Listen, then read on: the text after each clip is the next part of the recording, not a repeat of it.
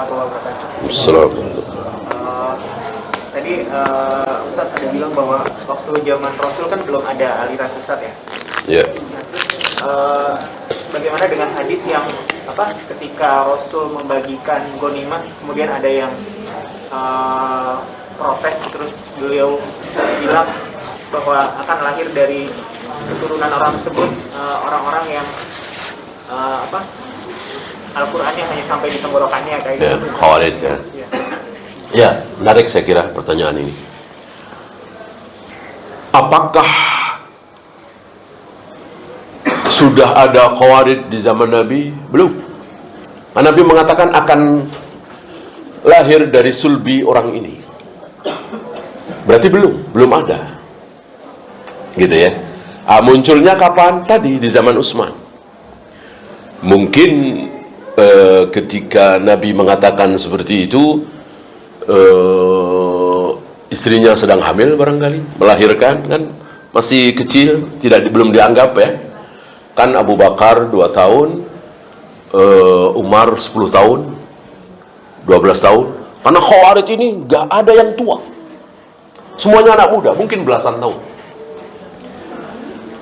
Dengan ucapan Nabi, hudasaul asnam sufahaul ahlam, gigi mereka masih kecil-kecil, maksudnya masih muda belia, dan pemahaman mereka tentang Al-Quran buruk sekali, jelek sekali, parah sekali. Ibadahnya luar biasa. Jidatnya hitam karena bekas sujud, badannya kurus-kurus karena hampir setiap hari berpuasa, mukanya pucat-pucat karena hampir setiap malam salat malam. Dan ketika mereka tidak sedang berpuasa, lalu melihat sebutir kurma, lapar ya, nggak berani ngambil, takut haram ya. Tetapi pemahaman mereka tentang Al-Quran buruk sekali. Saking buruknya, berani menyimpulkan bahwa Ali kafir, Muawiyah kafir, Amr bin As kafir. Ciri khas mereka terlalu mudah mengkafirkan sesama muslim. Asal beda pendapat dengan mereka, dikafirkan. Dan pelaku dosa besar bagi mereka kafir. Dan begitulah ciri-ciri firqah itu. Membandingkan dengan diri mereka. Diri mereka sibuk dengan ibadah. Bayangkan. Sampai wajahnya pucat tadi, badannya kurus-kurus tadi, luar biasa. Lalu melihat ada seorang muslim minum khamar misalnya, langsung direndahkan, kafir. Berjudi sekali, kafir. Ini pendapat sesat mereka. Jadi ada seorang muslim yang sholat, puasa, zakat, haji, sekali waktu minum khamar, kafir kata mereka. Bahkan bohong sekali, kafir. Itu. Sudah adakah mereka di zaman Nabi? Belum ada. Belum ada. Bahkan di zaman Umar itu ada seseorang yang sudah mirip-mirip mereka. Mirip-mirip mereka, ngutak-ngatik ayat Al-Quran. Nah, Umar mau bunuh. Barangkali ini yang disabdakan oleh Nabi. Tapi tidak jadi dibunuh. Umar tidak jadi melakukan niatnya. Kenapa? Karena rambutnya masih ada. Karena rambutnya masih ada. Karena ciri khas Khawarij itu apa? Menggunduli rambut. Dan menggunduli rambut habis tidak boleh, haram. Kecuali dalam keadaan 2 ibadah. Apa? Akikah, umur 7 hari, bayi umur, satu lagi tahallul. Baik tahallul umrah atau haji, hanya itu. Di luar itu tidak boleh. Ya, kecuali darurat, ada penyakit ya. Maka kalau antum senang rambut pendek, sisakan beberapa senti, jangan dihabisi, haram.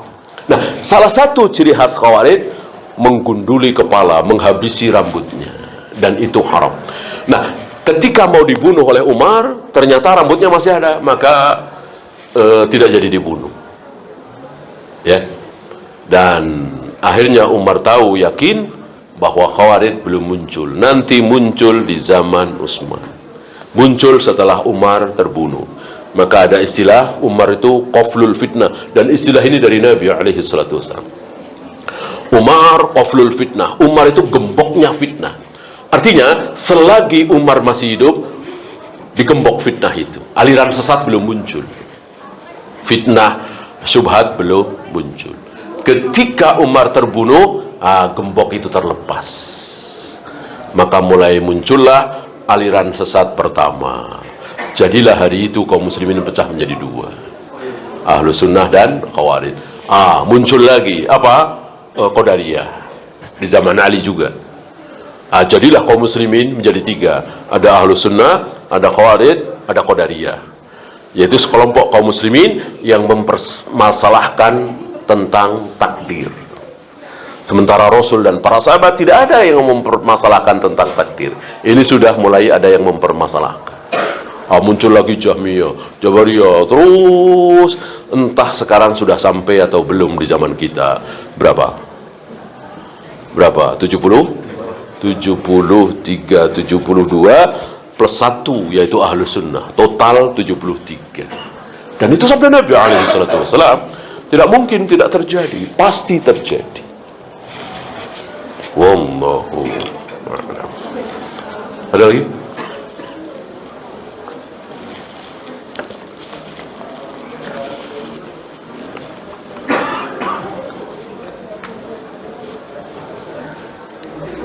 Bagaimana memahami ibadah?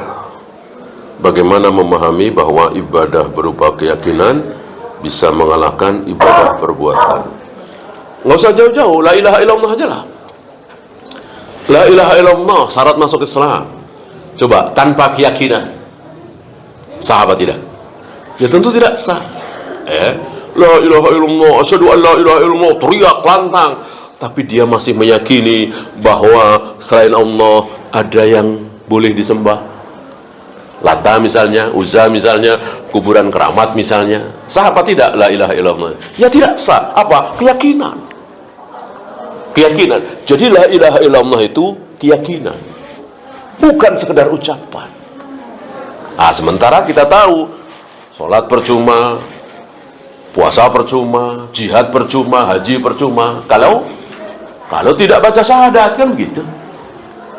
Sementara syahadat itu intinya bukan bacaan, tapi keyakinan. Meyakini seyakin-yakinnya bahwa tidak ada yang berhak disembah kecuali Allah dan Muhammad Rasulullah sallallahu alaihi wasallam. Atau gini aja dah. Asyhadu an la ilaha illallah, asyhadu anna Muhammadar Rasulullah. Saya bersaksi tidak ada yang berhak disembah kecuali Allah, Nabi Muhammad utusan Allah. Tapi bukan Nabi terakhir. Nabi terakhir adalah Mirza Ghulam Ahmad. Muslim apa kafir? Muslim apa kafir? Kafir. Sholatnya sama, puasanya sama, zakatnya sama, hajinya sama. Tapi ada keyakinan di hati dia bahwa Mirza Ghulam Ahmad adalah Nabi. Dan Mirza Ghulam Ahmad, dan dia tidak mengambil ajaran dari Mirza Ghulam Ahmad. Sholatnya persis seperti cara Nabi, puasanya, melempar jumrohnya atau persis seperti cara Nabi. Cuman meyakini bahwa Mirza Ghulam Ahmad adalah Nabi. Kafir apa tidak?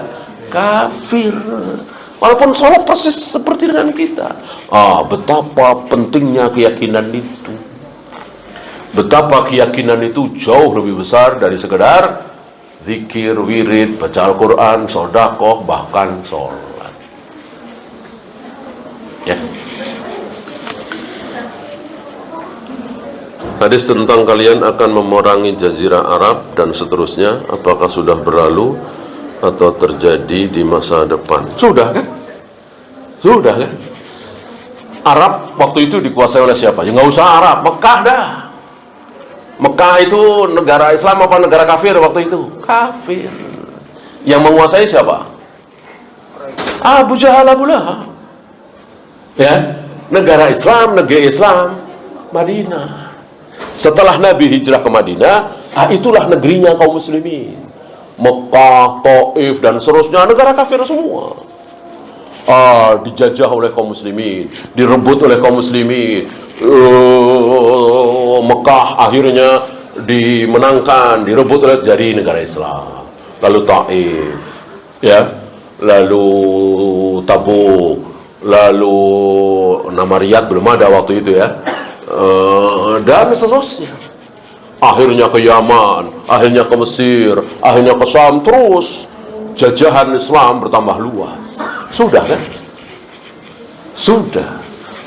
Apa Rasul dan para sahabat diam di Madinah, tiba-tiba Raja Mesir datang, kami masuk Islam, kami tunduk dengan kaum muslimin? Enggak ada cerita begitu.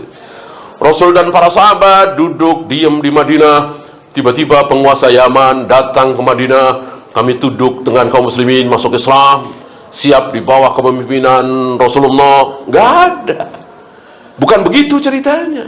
Tapi Rasul dan para sahabat bawa pasukan ke Yaman, ke Mesir, ke Syam, yang sekarang beberapa negara, ada Urdun, Yordan, ada Palestina, ada Syria, itu namanya Syam dulu.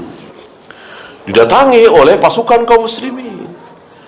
Ya, dengan darah dan nyawa, dengan pengorbanan.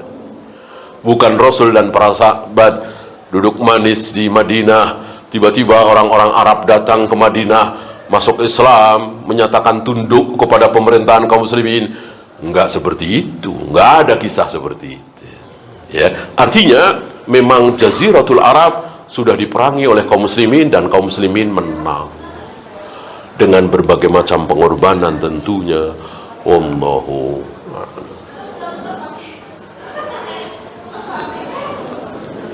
Ada lagi? Kalau habis kita akhiri, antum kerja lagi ya. Saya pulang. Subhanakallahumma bihamdika asyhadu an la ilaha illa anta astaghfiruka wa atubu ilaik. Assalamualaikum warahmatullahi wabarakatuh.